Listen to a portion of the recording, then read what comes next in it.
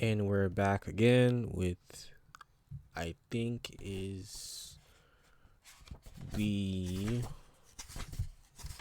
I have to flip through this fourth part of this book. And this part is called Other Dangers. And it says, most of the scary stories in this book have been passed down over the years, but the ones in this chapter have been told only in recent times. They are stories that young people often tell about dangers we face in our lives today. So that should be fairly interesting. So the first story is called The Hook.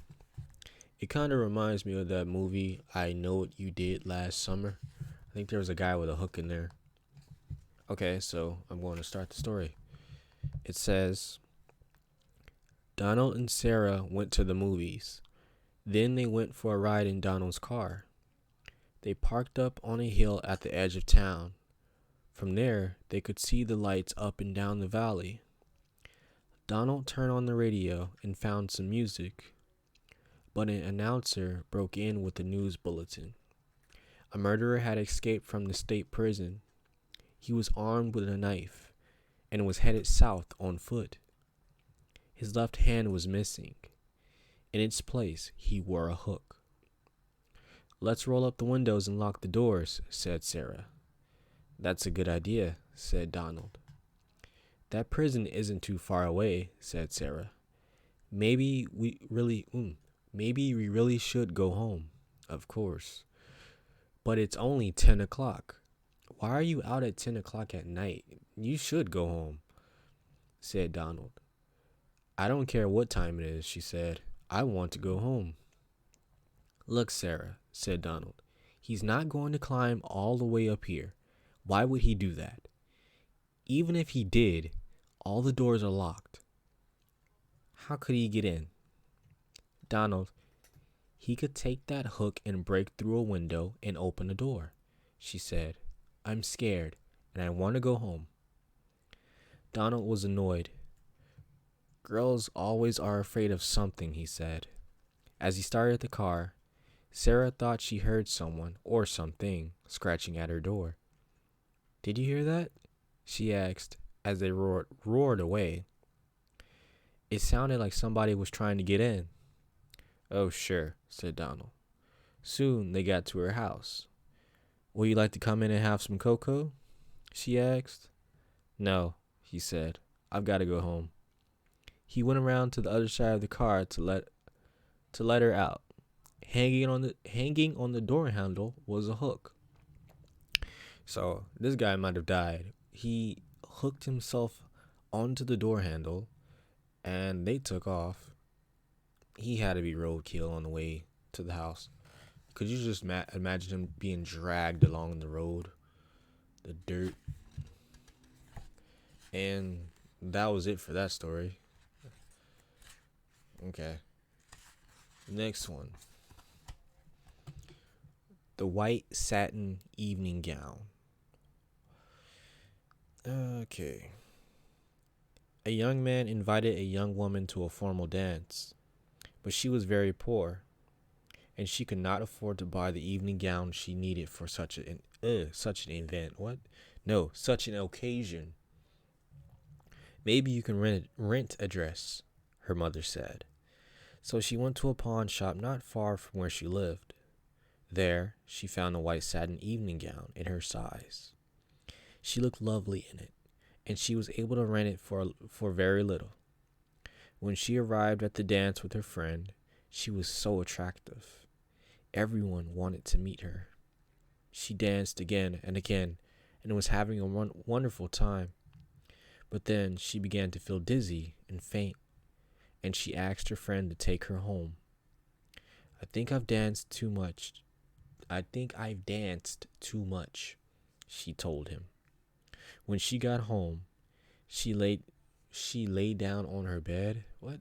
When she got home, she lay down on her bed. Or you could have said, when she got home, she laid down on her bed. The next morning, her mother found out that her daughter had died. The doctor did not understand what had caused her death, so he had the coroner perform an autopsy. The coroner found that she had been poisoned by embalming fluid. What?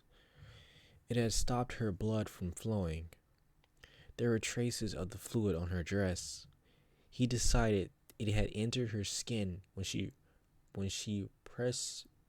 perspired while she was dancing. Okay, I think that was supposed to be perspiration, like when you sweat.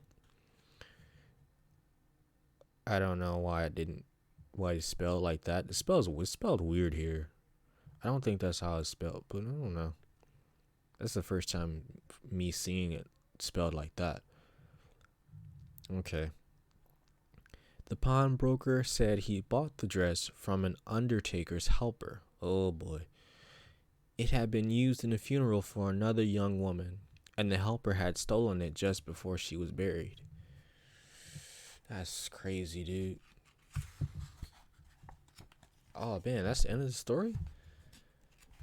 Alright, so she was wearing a stolen dress off of a dead woman. That is grave robbers, I'm guessing. Okay.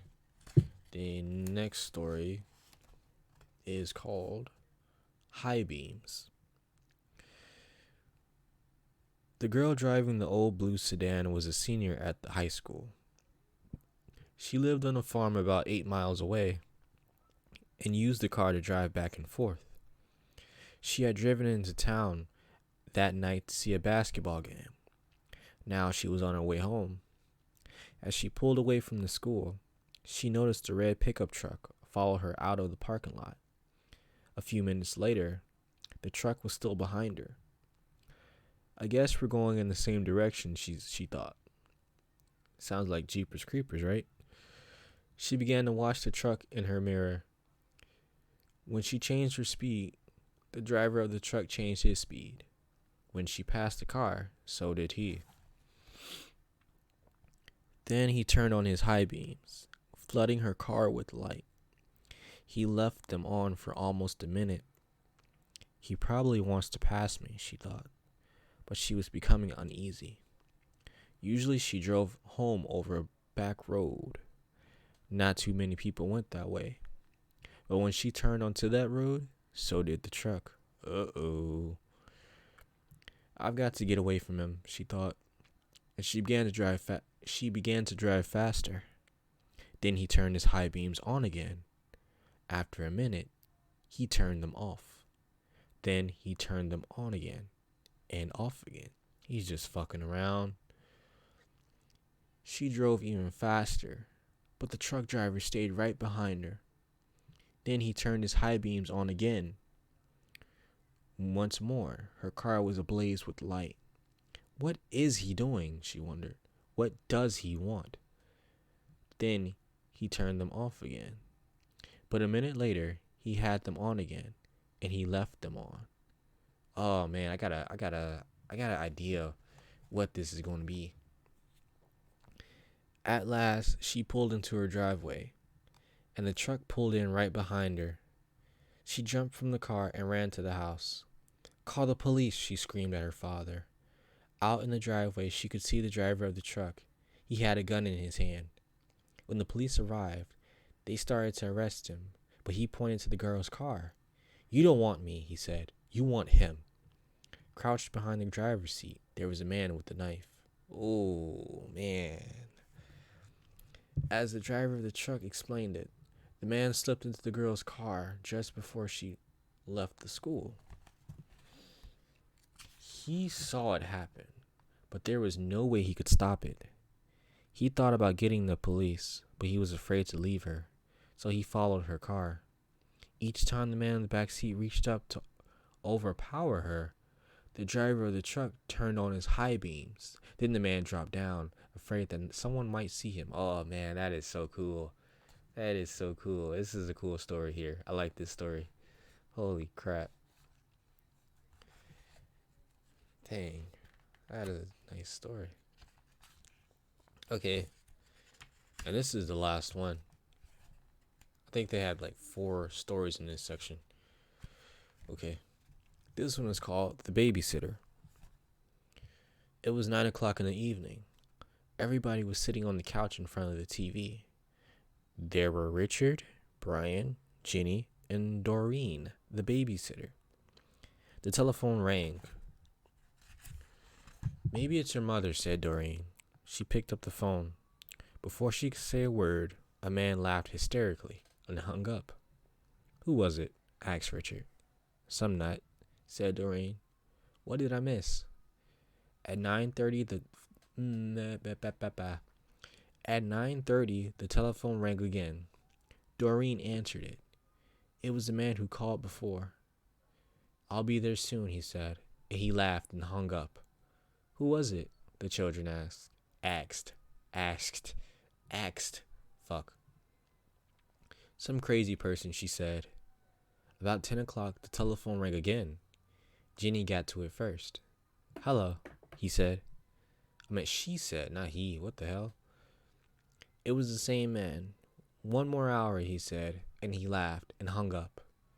He said 1 more hour. What did he mean? Asked Ginny. Don't worry about it, said Doreen. It's somebody fooling around. I'm scared, said Ginny. About 10:30, the telephone rang once more. When Doreen picked it up, the man said, Pretty soon now, and he laughed. Why are you doing this? Doreen screamed, and he hung up. Was it that guy again? Asked Brian. Yes, said Doreen. I'm going to call the operator and complain. The operator told her to call back if it happened again, and she would try to trace the call. At 11 o'clock, the telephone rang again. Doreen answered it. Very soon now, the man said, and he laughed and hung up. Doreen called the operator. Almost at once, she called back. That person is calling from a telephone upstairs. Oh, shit. She said, You'd better leave. I'll get the police. Just then, a door upstairs opened. A man they had never seen before started down the stairs toward them. As they ran from the house, he was smiling in a very strange way. A few minutes later, the police found him there and arrested him. That kind of gave me chills. Could you imagine that? Someone is just upstairs making calls. Gosh. That was fucking creepy. I do like high beams much more than any other stories in this section. It's probably the top. White satin gown was a mind fuck. And Babysitter was pretty, I don't know. I'd say high beams, Babysitter, white satin gown, then the hook. I'd say is in that order from my favorite to least favorite. And this was the 4th section of this book. And we have 1 more section to go. We're done with this book. And that section is called It was the name of the first section. So we might have to do some stuff and demands and jump out at our peoples next to us and all that crap, which I probably won't do. And we'll just wait and read that and hope it's good. Right? Right.